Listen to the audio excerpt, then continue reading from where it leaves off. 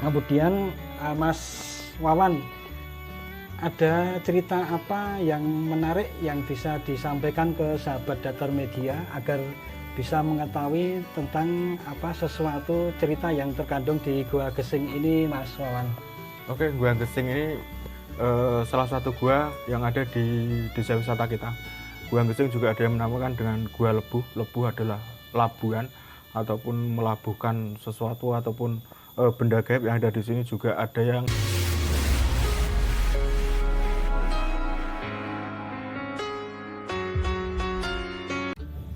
di samping Embung Jelamprong dan Gua Jelamprong ini juga terdapat satu buah gua lagi yang dinamakan dengan Gua Gesing. Seperti apa kenampakan ataupun suasana di Gua Gesing ini, ikuti terus videonya sampai selesai. Inilah akses menuju ke Gua Gesing yang sudah ditata cukup rapi.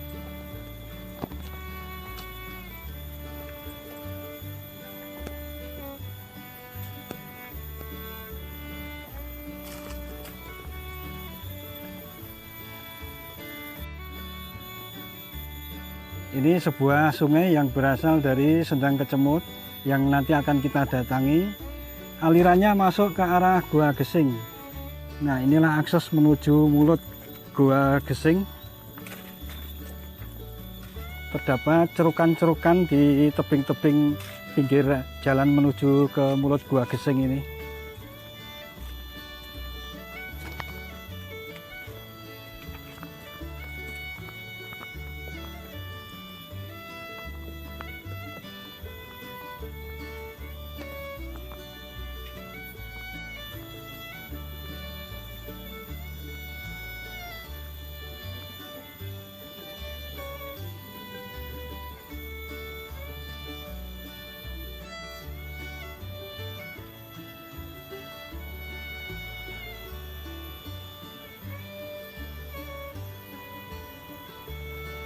Nah, sahabat Datar Media, saat ini kita sudah berada di mulut Gua Gesing yang tidak jauh dari Embung Jelamprong. Kita didampingi oleh pemandu wisata dari Desa Mojo, Desa Ngeposari, Kecamatan Semanu, Kabupaten Gunung Kidul, Daerah Istimewa Yogyakarta.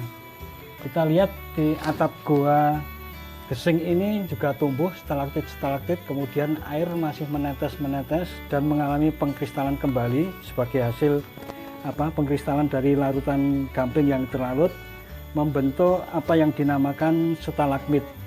Nah, kemudian Mas Wawan, ada cerita apa yang menarik yang bisa disampaikan ke sahabat Datar Media agar bisa mengetahui tentang sesuatu cerita yang terkandung di Gua Gesing ini, Mas Wawan? Oke, Gua Gesing ini salah satu gua yang ada di desa wisata kita. Gua Gesing juga ada yang menamakan dengan Gua Lebuh. Lebuh adalah labuhan ataupun melabuhkan sesuatu ataupun benda gaib yang ada di sini. Juga ada yang menamakan Gua Lebuh ini adalah Tenggara, yang artinya Tenggara. Dan ini adalah di Tenggara, di dusun kita ini, tepatnya di Tenggara Padukuhan kita. Dan ini juga keunikan kita, air yang dari padukuhan kita masuk ke sini dan nanti keluarnya ada di Jelamprong sana tadi. Jadinya ini titik air masuk ke dalam tanahnya ini ada di sini. Makanya di sini sangat pendek sekali, dikarenakan itu tadi airnya masuk ke sini, dan di dalam itu ada pendangkalan dikarenakan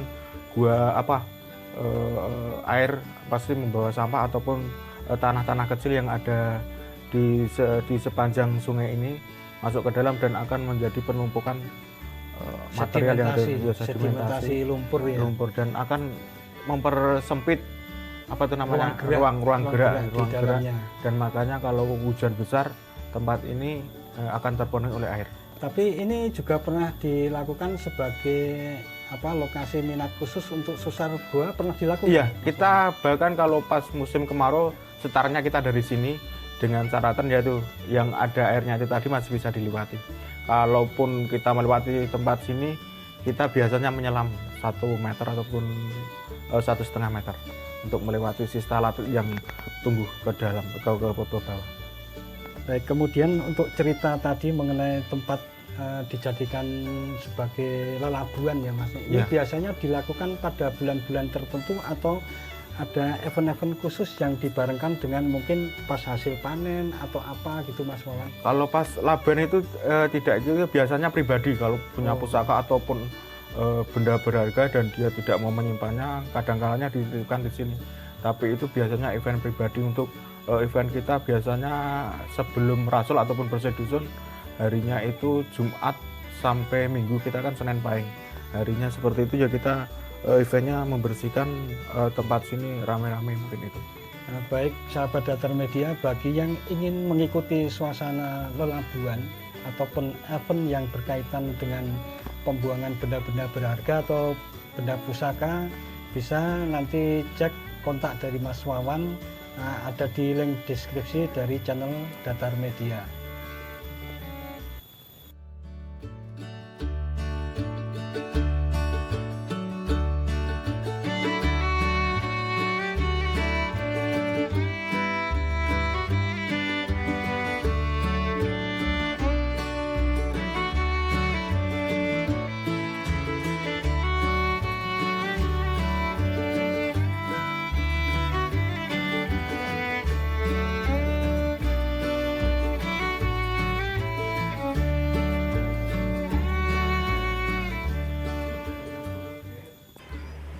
Inilah produk-produk kerajinan yang ada di Dusun Mojo, Desa Ngeposari, Kecamatan Semanu, Kabupaten Gunung Kidul, Daerah Istimewa Yogyakarta.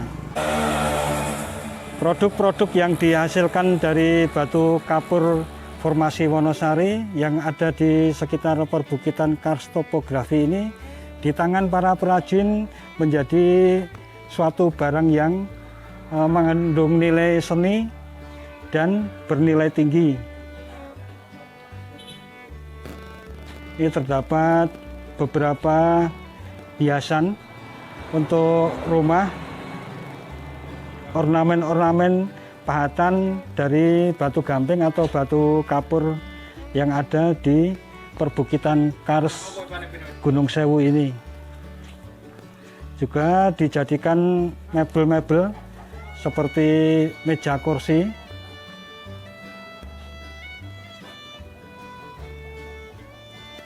kemudian juga beberapa hiasan untuk taman. Inilah barang-barang hasil kerajinan yang sudah di packing dan siap kirim ke pemesan.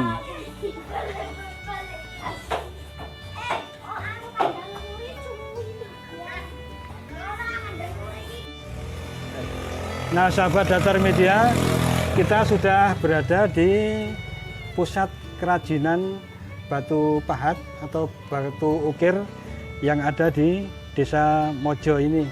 Kita akan menggali beberapa informasi mengenai batu-batuan yang sudah menjadi produk unggulan dari Desa Wisata Mojo ini. Nah, kita sudah bersama dengan Pak Tupan sebagai pemasaran salah satu industri kerajinan yang ada di Desa Mojo ini. Selamat siang Pak Tupan. Siang Pak. Saya dari Datar Media ingin menyampaikan ataupun memberikan informasi kepada sahabat Datar Media mengenai sesuatu kerajinan yang menjadi produk unggulan dari Desa Wisata Mojo ini. Nah, saya ingin tahu Pak, bahan-bahan yang dipakai untuk kerajinan batu ini diambil dari daerah mana, luar atau sekitar sini aja Pak Tupan? Oke, selamat siang. Untuk kerajinan ini kita mengambil batu dari gunung itu saja Pak. Dari sekitar sini sekitar sini aja ya. Dari memanfaatkan potensi lokal yang yeah, ada. yeah. Luar biasa. Jadi kawasan karst Gunung Sewu ini menyimpan potensi bahan-bahan yang di tangan para perajin menjadi sesuatu barang seni yang bernilai tinggi. Nah, ini kemudian Pak Tupan, hasil kerajinan ini berdasarkan pemesanan atau berdasarkan istilahnya permintaan pasar atau gimana Pak? Bisa dijelaskan Pak? Pertama kali kita kan juga ada pengenalan pasar juga ada. Kedua kali juga kita ada pengenalan dari tamu-tamu yang membelikan. Masalahnya kan kadang-kadang kan tamu tidak puas dengan ada, terus beliau kadang-kadang kan mengambil gambar sendiri, desain sendiri kan gitu Pak. Jadi mungkin juga satu dua desain mungkin dia juga sukai, tapi kadang-kadang kan ada permintaan biar berbeda itu beliau minta yang desain sendiri, dari ada perbedaan gitu. Kemudian Pak, untuk koleksi-koleksi di sini itu kisaran harganya mulai dari berapa sampai berapa Pak? Oh, kalau dari harga sih mungkin dari harga sekitar 15.000 15.000 ya sampai jutaan lah. Jutaan ya. Iya, iya. Nah, kemudian Pak, kalau berdasarkan pemesanan, gambar dari pemesan, Iya. itu hitungannya berdasarkan ukuran besar kecilnya atau tingkat kerumitannya juga mempengaruhi harga Pak? Secara kulit juga, terus tingkat kerumitan juga mempengaruhi Pak. Juga mempengaruhi. Iya. Tapi secara rata-rata untuk biaya pemesanan relief itu per meternya berapa Pak? Kalau relief ya rata-rata 1 juta lah. 1 jutaan ya, per naik meter. 1 juta ya. Nah, kemudian Pak, ini pasar ini untuk memenuhi kebutuhan pasar domestik saja atau ada yang diekspor juga Pak Tupan? Sebagian lokal ada, terus ekspor ya ada, cuman karena ini mungkin pandemi. Ya ini kan ekspor juga berkurang sih. Ya mungkin udah berkurang tapi ya turun drastis lah. Iya. Kemudian sasaran negara tempat pemesan hasil-hasil kerajinan batu di Desa Mojo ini negara mana aja Pak? Bisa disebutkan Pak? Kalau Tupan? dulu sih ada di Australia ada, terus Asia Tenggara ada, terus Eropa sebagian. Wow, luar biasa. Ternyata barang-barang seni dari Desa Mojo ini juga diminati para kolektor ataupun penyuka seni dari luar negeri. Luar biasa ini untuk Desa Mojo ini, ternyata potensinya seimbang dengan besarnya potensi alam yang dimiliki.